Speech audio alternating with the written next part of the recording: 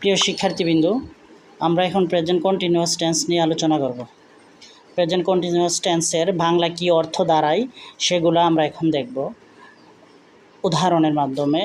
যেমন, he is helping the poor, সে গরিবদেরকে সাহায্য করতেছে। দে আর রিডিং নাও, তারা এখন পড়তেছে। Bangladesh is developing day by day, Bangladesh দিনের পর দিন উন্নত হইতেছে। হি ওয়াজ রাইটিং আ লেটার, সে একটি চিঠি লিখতেছে।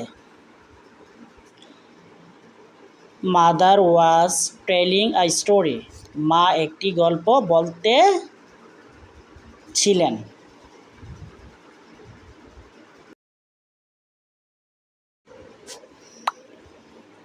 Next, the students are playing the football, ছাত্ররা ফুটবল খেলতে ছিল। Teacher will be teaching English, শিক্ষক শিখাতে থাকবেন। Farmer will be doing the work, কৃষক কাজটি করতে থাকবে। We will trying to make a good result, আমরা একটি ভালো ফলাফল করতে চেষ্টা করতে থাকব।